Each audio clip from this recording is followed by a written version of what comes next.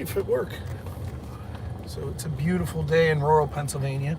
And I thought, what better time to talk about my white privilege today? So here's the deal with these privilege arguments. It's stupid. It just is.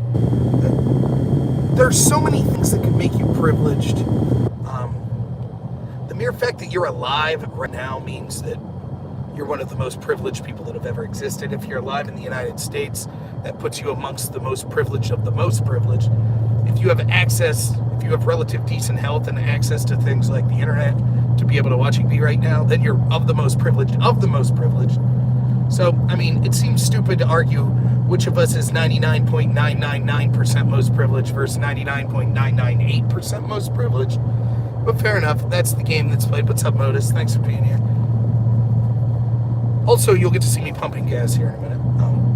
It just seems stupid, but I don't like it. I talk about it a lot, how I think it's dumb. You've heard me talk about before how even if you play this game, no matter how you want to separate people, which all it does is cause division, but if you want to separate by gender, by race, whatever, all genders have privilege and all genders are underprivileged or oppressed.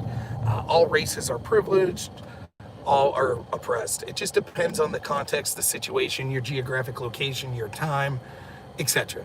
For example, if you're a Christian, for example, just taking that, and you're in the Bible Belt, then you're probably privileged to be a Christian because there's a lot of people around like you. But if you're a Christian and you're in Hollywood, it's probably not that at privilege for you. You probably get crapped on for that. So it's all in the context of where you're at and things like that. The same's true of white privilege, black privilege.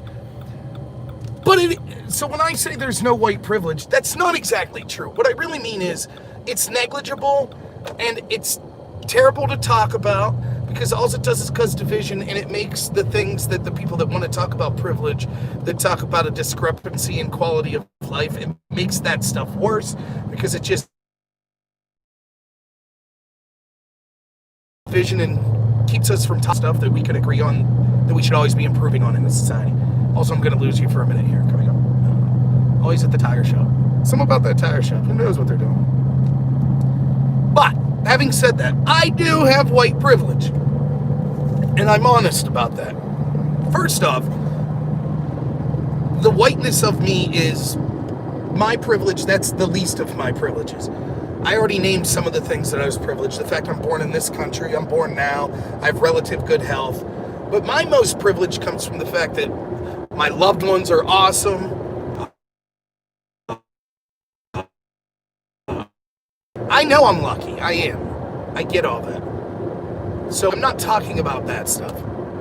But there are privileges that come with being white. And so if everybody wants to talk about them, let's talk about them. Okay? So let me give you a white privilege I have, all right? You ready? And I'm not joking. This is for real. Here's some white privilege. Let's see. I got plenty of gas. Okay, we're back. That should be the last I lose you. If I do something stupid, I'm held accountable. And what do I talk about in my little opening video? Why is the United States the greatest country?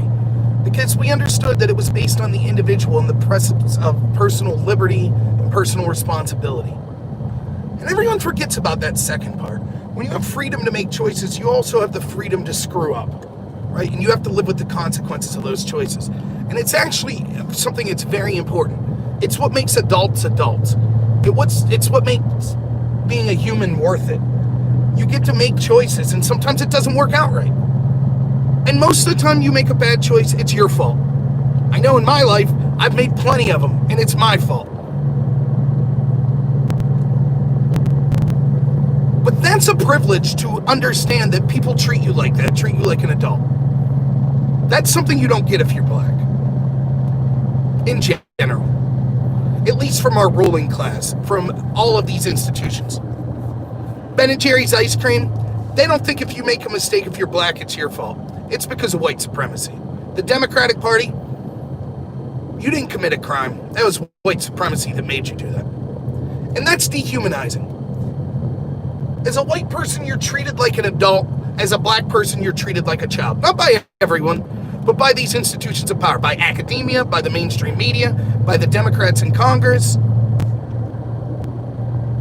by Silicon Valley, by the entertainment industry. And it's not good. I mean this in all sincerity.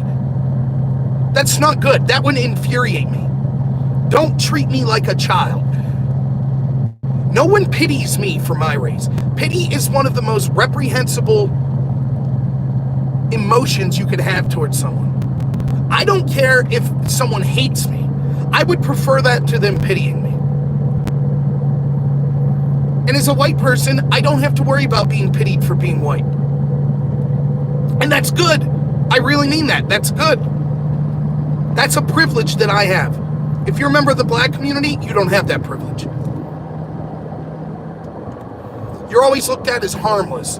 Oh, it's so cute. Someone in the black community made a mistake. It's not their fault. You know, white supremacy and all, it's not their fault. That's ridiculous. Here's another one. As a white person, I'm treated as an individual. I could be Republican, Democrat, conservative, liberal, any of those things. Those same establishment groups that I told you about, they don't look at black people like that. In fact, their candidate for president told you, if you don't vote for his party, you're not black. That's how they feel. That's a real white privilege. If you're white, you have that privilege. I have that. I'm allowed to be an individual.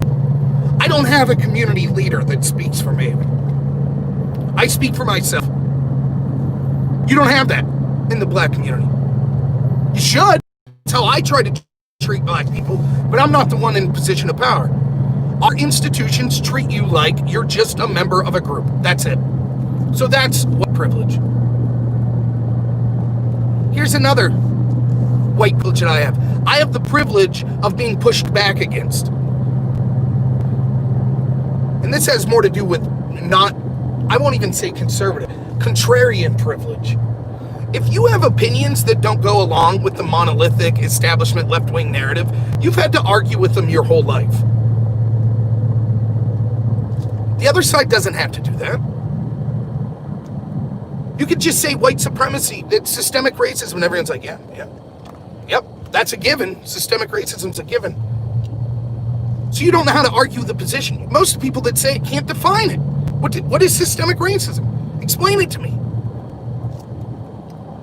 That's a privilege that I have, believe it or not. You might say, but wait, if people are pushing back on you, isn't that a disadvantage? No, it's not. It's a privilege. I also have privilege as a poor person. Someone who grew up poor. You know what that privilege is? I learned that I have to work for things in life. That is honestly a privilege. If you were born with wealth and you never learned that, that's detrimental to you in your life. All of these things are legitimate white privilege. I really mean it. It's not right. That's not fair to the black community. Here, you want to know another white privilege I have? I don't get patronized. I don't get people that tell me based on my skin color, I'm so with you. I understand the troubles you've gone through. Oh my goodness. I don't have to deal with that. I never get that. I can't imagine how, as a black person, how infuriating that would be. Imagine, let's say you're black and you live in inner city Chicago and you're like, there's a lot of problems here. And heck, maybe it's even that you hate the police. You think the police are terrible there. So you go out with these George Floyd protests and you're like, hey, we're going to change something. And then you see a bunch of wealthy white people saying, hey, we're with you, man. Yeah. And they're all high-fiving each other. Black Lives Matter, man. Yeah, we're doing something. We're changing the world. They're not there with you on the street. They're not living through what you live, but they're pretending.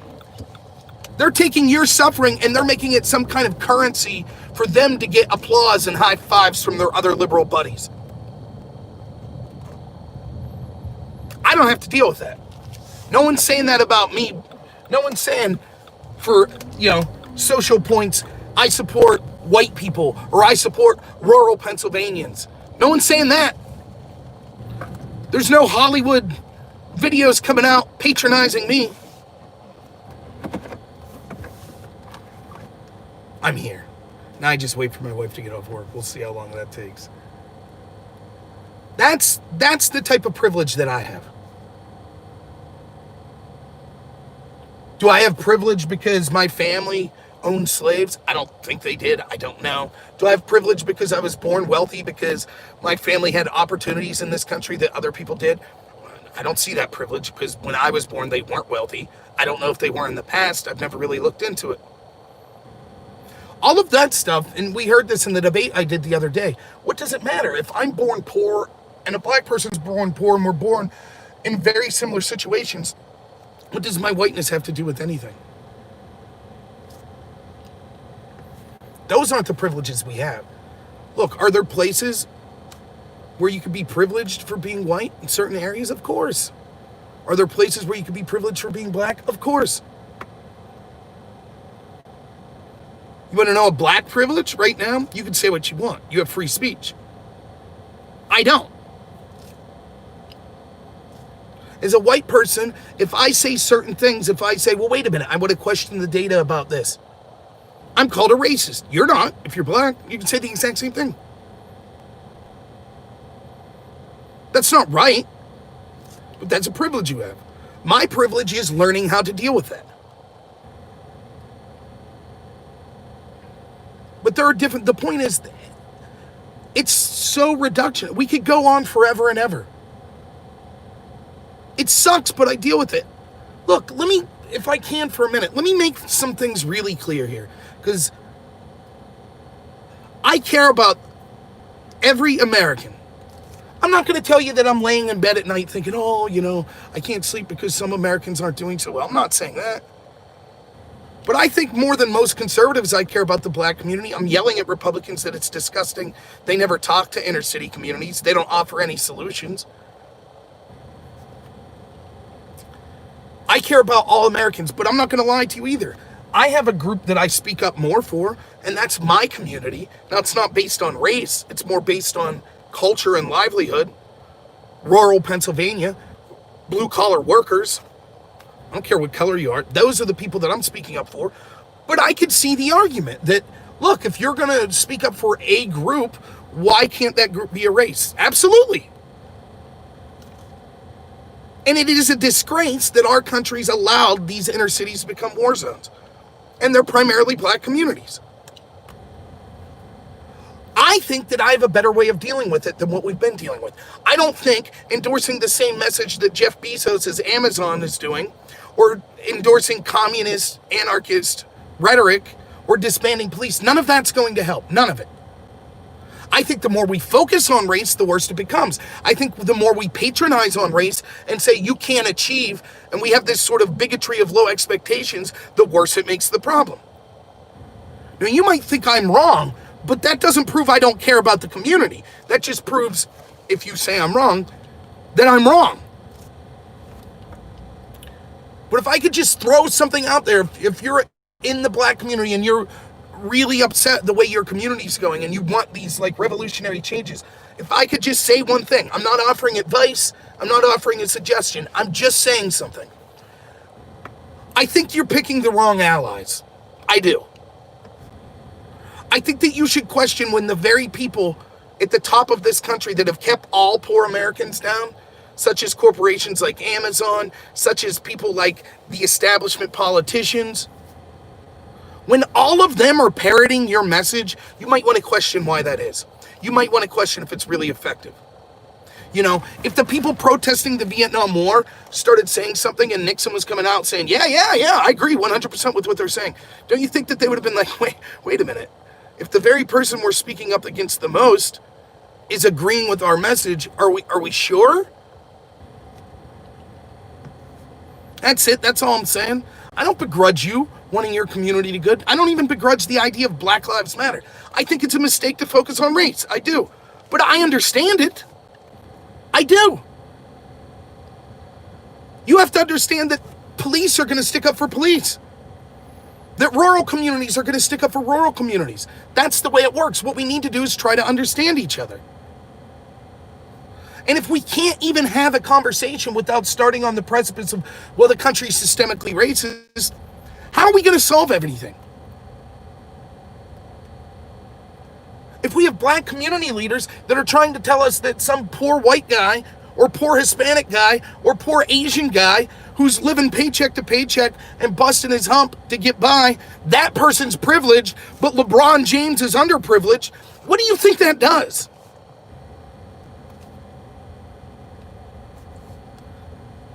It's not helping the situation. It's not. So I acknowledge that I have some of those privileges, and I feel terrible. I really do. I would happily share those privileges. That's what I try to do in my life. I've been saying it for 3 years since I've been working with Republicans. Our message to the black community needs to be this. We believe in the ideas of personal freedom and personal liberty. We are not going to treat you like a black person. We're going to treat you like an American, like an individual, not as a member of a group. That's what I'm suggesting. Is that going to solve everything? No, but it's a step in the right direction. And not everyone's going to, I'm not going to go to, like, I live in Pennsylvania, so I'm not going to roll into Philly and have everyone be like, wow, inner city Philly's behind you, Rob. I know that. I understand that. And I totally get it. Why would you listen to a party that just talks to you at election time? But the Democrats are no better. The Republicans don't talk to the black community. The Democrats lie to them. And they treat them like pawns, like tokens, to go out and win an election and then do nothing for them every 4 years. That's what happens.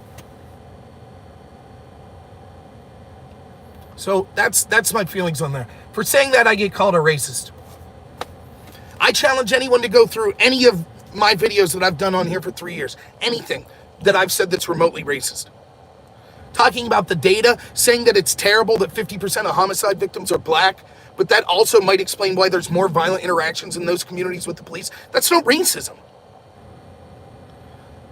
We can't solve the problem if we don't address it. And I don't have all the answers to why it happens, but I know just shouting racism and not looking at the underlying problems isn't going to solve anything. It just makes it worse, because it means real world solutions are never proposed. Instead, we're left with stuff like, well, get rid of the police.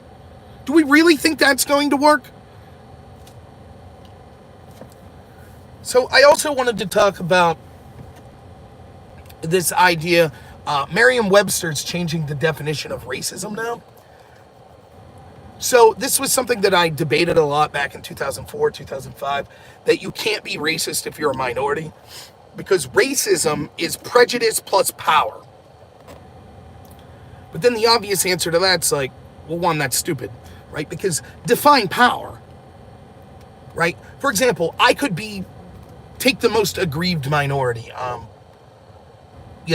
could be a transgender Muslim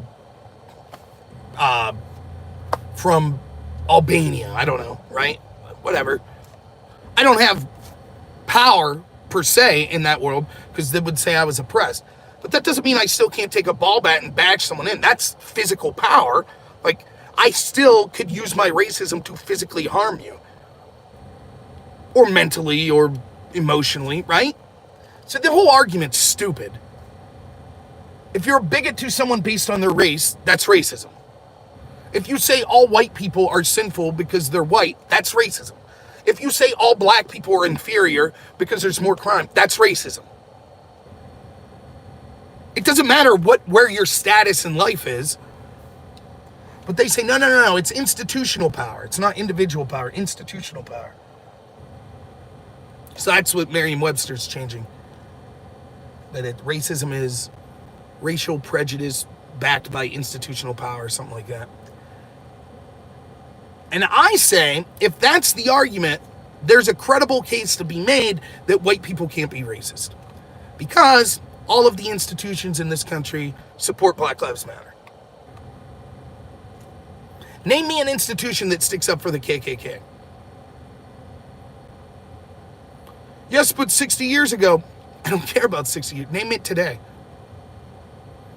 Yet you could stand up and quote Louis Farrakhan from the Nation of Islam talking about needing a black nationalist state, and all these institutions would be like, yes, yeah, you're right. White people were evil.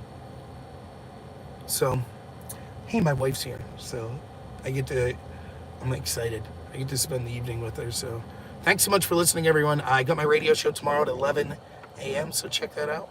All right? Take it easy. As always, have a good one.